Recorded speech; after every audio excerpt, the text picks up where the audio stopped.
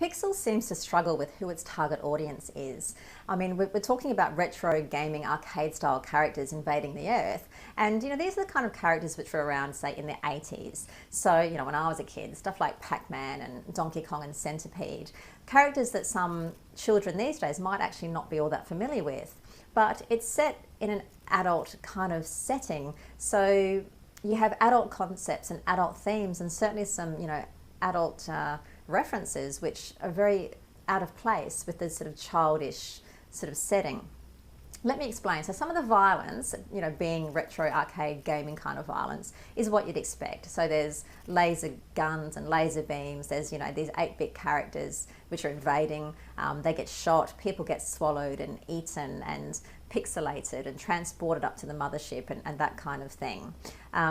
There's a lot of military references in the film. So there's army bases or military bases, and you see military personnel, armed soldiers, military aircraft, vehicles, and that sort of stuff. But you also see like a war room setting where people are discussing blowing up other countries, and these countries are named, and being a little bit trigger happy with nuclear attacks and these kind of things. There's references to like the JFK shooting in the Zapruder film, cultural references which will probably go over the heads of certainly a lot of small children.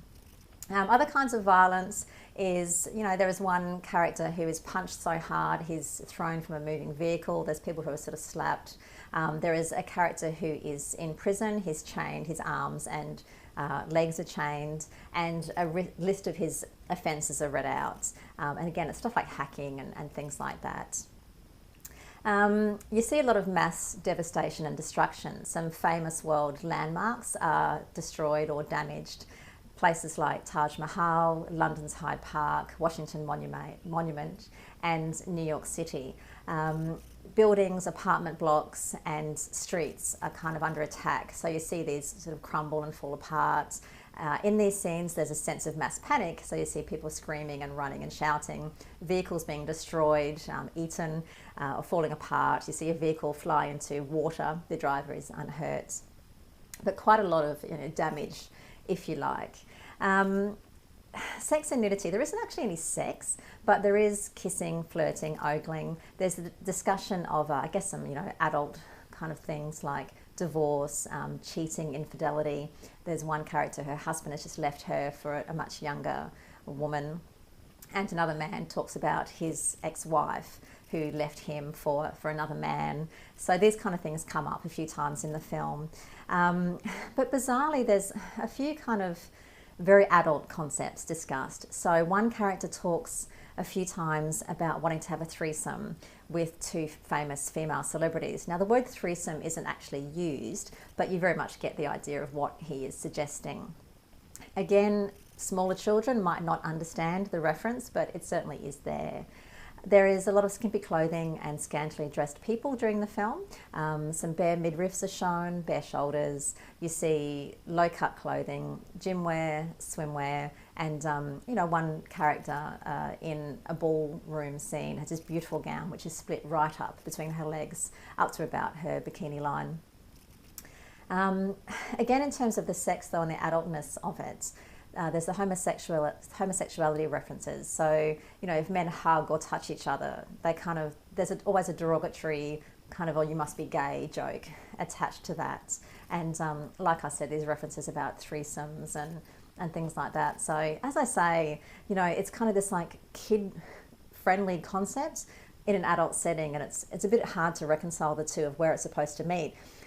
And the best example of that really is actually in all the drug references throughout the film.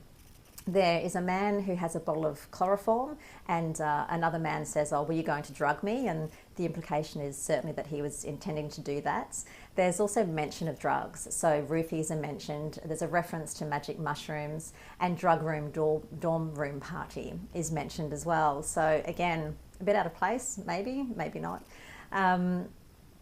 There is alcohol during the film. It isn't consumed so much. Yes, there is beer is drunk, as well as there's shots and spirits, but it just seems to be quite present throughout the film. So there's quite a few scenes where, you know, like in a pub, there's a pub setting and there's lots of beer on the tables. In that ballroom scene, everyone seems to be holding a glass of some kind of colored liquid, which is, I suppose, intended to look like cocktails. So there is a presence of alcohol, if you like. And then, of course, this discussion of drugs.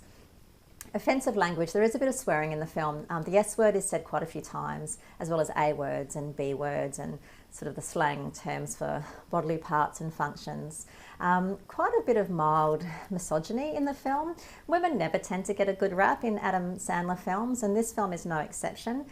In this particular one, the main female character does actually have a quite high-profile profession, but she's never allowed the authority or the chance to use it. She's always subservient to the male characters, and they use terms towards women which most of us are kind of, you know, don't really use these days. Stuff like sweet cheeks and things like that. It's just always a little bit belittling and unnecessary. But again, that's Adam Sandler. And likewise, there's always the vomit and the poo and the wee and the bum jokes sprinkled throughout the film. So I guess if that's your cup of tea, you might enjoy it. I guess the best way I could describe Pixels, it's like children of the 80s who never grew up. Maybe that's the target audience. I guess you can decide for yourself. Or if you like, you could just watch the short film that Pixels is based on. It was produced in 2010, and you might find it just as clever, if not even more clever than the feature film itself. But Pixels, the feature film, is directed by Chris Columbus and stars Adam Sandler, Kevin James and Michelle Monaghan. And you can read my full breakdown of the film at cinemum.net.